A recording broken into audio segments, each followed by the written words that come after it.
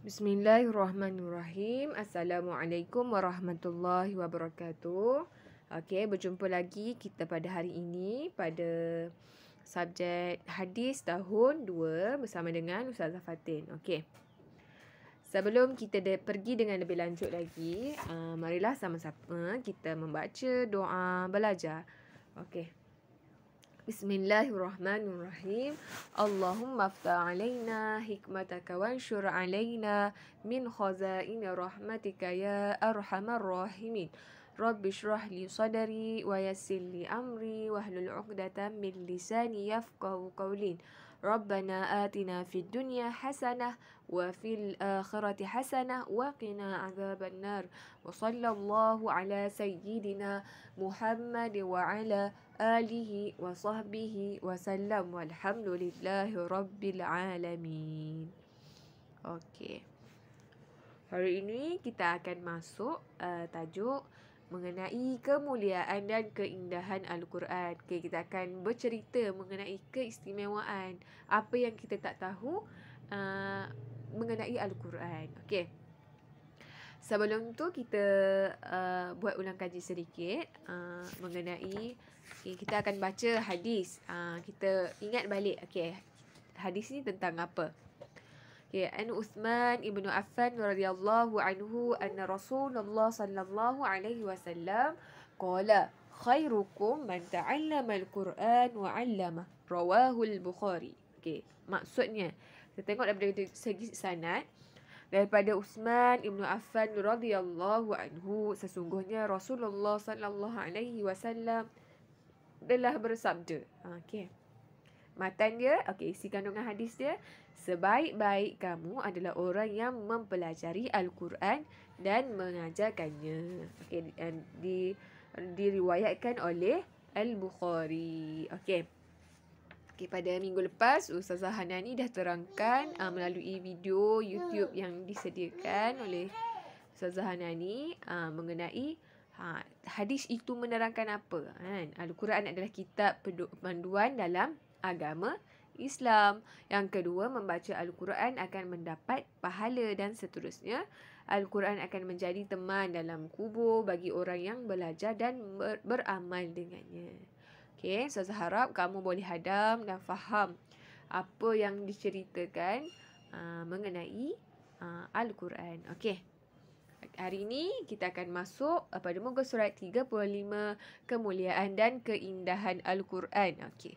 Al-Quran ni begitu banyak keistimewaan yang kita kadang-kadang tak tahu.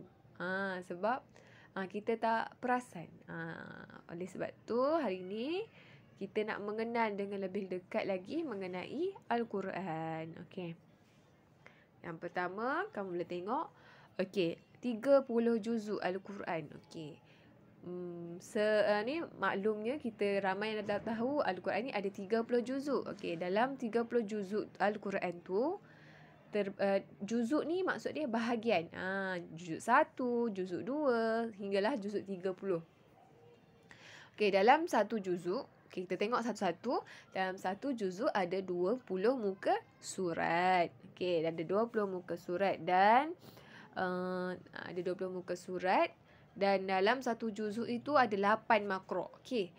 8 makro'. Makro' tu apa? Okey, cuba kamu tengok. Kalau kamu tengok daripada muka surat daripada awal Al-Baqarah Alif Lam Mim hingga muka surat 3, 4 dan 5 ada satu bunga kat situ pada ayat yang ke-26. Itu masuk makro' yang baru. Makro' yang kedua. Okey. Dia bahagi-bahagikan. Okey. Okey, seterusnya dalam Al-Quran ni ada 604 muka surat. Okey, kamu boleh tengok dalam Al-Quran kamu ada berapa? Ada 604 muka surat. Okey. Okey, dan seterusnya ada 114 surah. Okey, surah ni nama-nama surah lah. Nama-nama surah bermula daripada surah Al-Fatihah, Al-Baqarah, Ali Imran, An-Nisa, Al-Maidah dan seterusnya. Kalau kamu boleh ingat nama-nama surah ni, itulah merupakan dapat banyak kelebihan lah. Ingat-ingat nama surah ni. Nama-nama surah kamu boleh hafal. Kamu type dekat YouTube. Ada lagu yang cara hafal 114 surah. Okey. Dalam 114 surah ni ada, kita tengok balik, ada 6,236 ayat yang kita, ni lah, dia banyak khilaf tapi yang kita ambil 6,236 ayat. Okey, kalau boleh kamu hafal. Al-Quran ni ada berapa muka surat, ada berapa surah dan ada berapa ayat. Macam kalau kita kan minat sesuatu tu, sampaikan nama dia, nak duduk mana kan, makanan kegemaran dia, semua kita ingat. Macam tu lah dengan Al-Quran. Kita cinta Al-Quran, kita sayang Al-Quran, kita kena tahu Al-Quran ni ada berapa muka surat, Al-Quran ni ada berapa surah, dan Al-Quran ni ada berapa ayat kan, supaya diri kita ni rasa macam kecintaan kepada Al-Quran tu tinggi. Seterusnya kita boleh tengok surah Al-Baqarah paling. Surah yang paling panjang dalam Al-Quran ialah surah Al-Baqarah. Paling tu susah salah eja. Paling tu dengan panjang tu. Nanti kamu betulkan. Surah Al-Baqarah. Surah Al-Baqarah ni juzuk yang keberapa?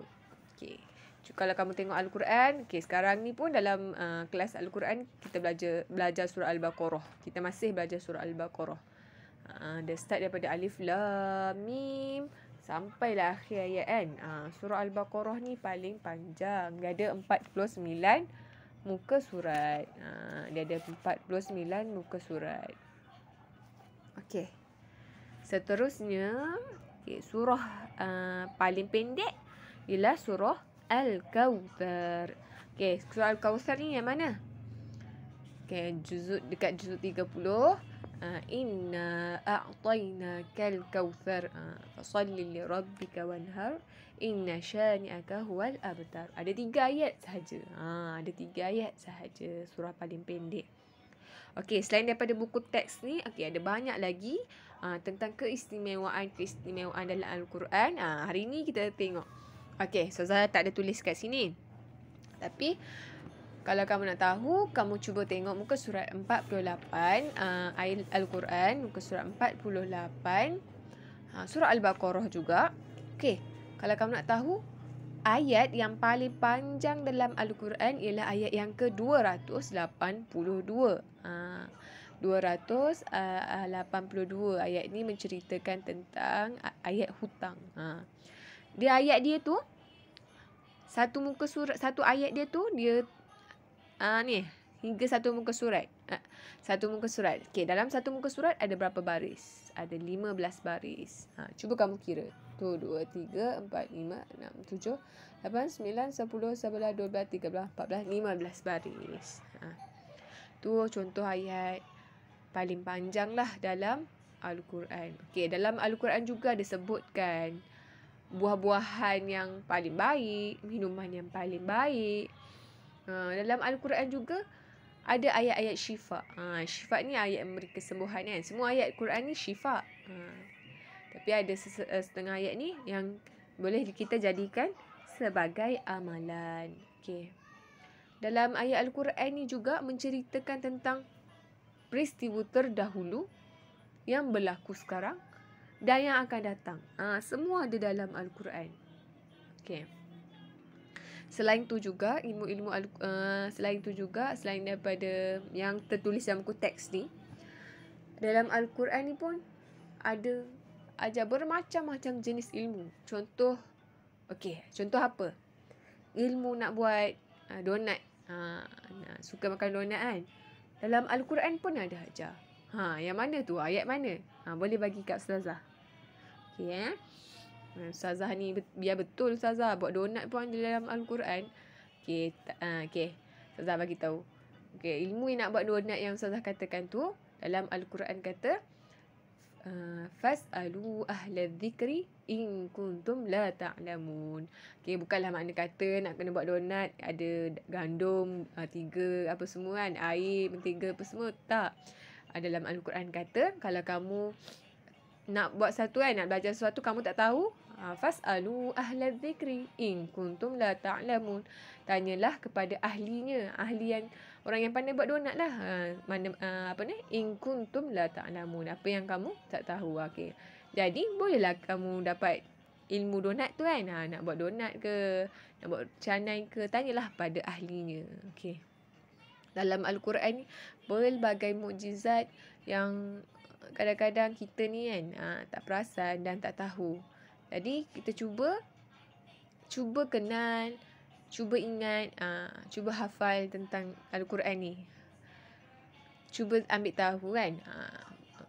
Kalau kita suka kat seseorang tu, kita sayang kat seseorang tu, kita ambil tahu semua pasal dia. Begitulah juga dengan Al-Quran ni. Al-Quran ni bukan sahaja bagikan ketenangan kita dekat dunia, malah dia boleh teman kita dekat kubur. Tak adalah orang, kalau kat kubur kita saja kan masuk dalam kubur, kita tak boleh bawa phone, tak boleh bawa apa-apa macam. Yang ada hanyalah Al-Quran yang kita baca dekat Al-Quran, dekat dunia ni. Okey, tapi dengan Al-Quran ni kita kena jadi orang yang beradab dengan Al-Quran, sebab boleh jadi Quran ni akan mendakwa kita pada akhirat kelak. Sebab apa? Sebab kita tidak menjaga adab-adab kita dengan Al-Quran. Tak baca Al-Quran. Al-Quran boleh laknat kita. Jadi, kita dengan Al-Quran ni kena betul-betul menjaga adab. Kena menutup aurat. Kena baca Al-Quran. Menjaga dengan betul-betul. Tak main-main dengan Al-Quran kan. Okay. Wallahu'alam. Okay, itu saja daripada Ustazah hari ini. Ustazah harap kita semua ni rapat dengan Al-Quran. Jadikan Al-Quran ni sahabat kita dunia dan akhirat. Okey, wallahu alam. Assalamualaikum warahmatullahi wabarakatuh.